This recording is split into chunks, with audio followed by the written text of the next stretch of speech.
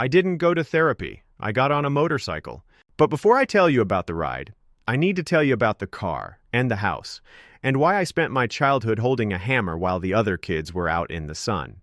This is the story behind the renovation, and the blueprint that ran for 5 decades. Growing up, I was what family therapists call the scapegoat child, the one the dysfunction lands on. When things went wrong, and they went wrong a lot, I was the explanation. But here's what that actually looked like.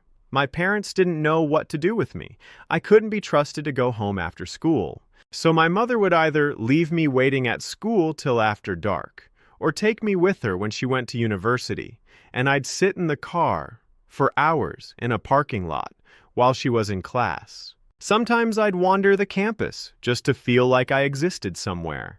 My younger brother got to go to friends' houses, my older sister too, but not me. I was the one who couldn't be trusted. So instead, I worked on the house with my father, renovating, holding a hammer while the other kids were out in the sun. And here's the thing.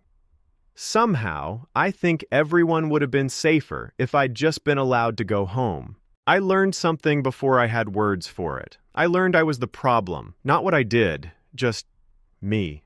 My existence required management. Love wasn't something you received. It was something you earned by making yourself useful, by fixing things, by staying quiet, by not being a burden. My dad's temper was a storm, and I learned to read the air for pressure. At night, I'd stay awake listening to them fight. Sometimes I'd step between them when things got physical.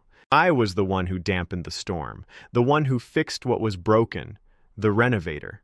Because maybe if I was useful enough, maybe I'd finally be worth keeping. Psychologists call it avoidant attachment. I just called it survival. I grew up, I left the house. But I took the blueprint with me. And this is the part that makes what happened with Tracey so hard to explain, I did the work. I spent years in therapy. I read everything I could find. I developed real insight into my own patterns, and it worked. I had a healthy relationship that lasted 15 years. 15 years of actual safety. Of love that didn't require me to earn it every single day. And somewhere in those 15 years, I thought, I've left it behind. The blueprint is gone. I'm free of it. I was 59 years old when I found out I was wrong. Her name was Tracey.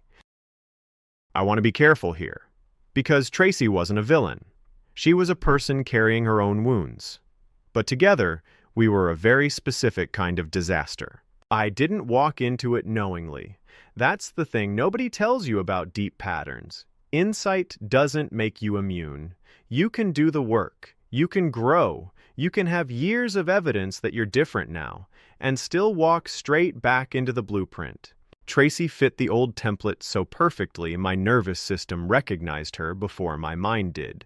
By the time I caught up, I was already in it. I picked up the hammer again. I was renovating. Except this time, I wasn't renovating a house. I was renovating a prison, trying to fix cracks in a wall that was built to keep me out. I was doing what I'd always done, finding something rough, something broken, something everyone else had given up on, and believing I could turn it into something beautiful. The dynamic, it was whiplash. She'd say I was a player, say I was gone, then pull me back with "I love you, dickhead." And I'd swallow the insult and carry on. Because somewhere in my nervous system, that felt like love. That felt like home. I even sent her links about attachment theory, trying to explain the pattern. What I didn't understand was, she wasn't looking for insight. She was looking for a weapon. She wasn't a stone that wanted refining. She was a wildfire looking for something to blame.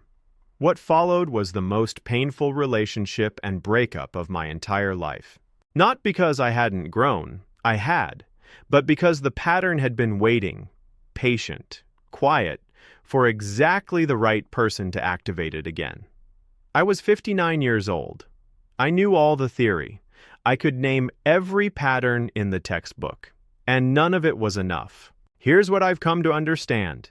Healing isn't linear. And wisdom doesn't always arrive in time to protect you. Sometimes the most painful experience of your life happens after you thought you'd done enough work to avoid it, and that is its own kind of devastation. After Tracey, when I'd finally stopped explaining, stopped analyzing, just stopped, I got on the bike. I didn't go to therapy. I got on a motorcycle. There's something that happens when you're on a bike, and there's nothing between you and the road. Your mind goes quiet in a way that all my insight never quite managed. I'm not saying that's better than therapy. I'm saying it's what actually reached the part of me that the words couldn't get to. Out there, I wasn't the kid in the parking lot anymore. I wasn't the one who couldn't be trusted. I wasn't the man trying to renovate Tracey. I wasn't anyone's fixer. I was just moving forward. Chrome and rough stones came out of those rides. And here's the thing.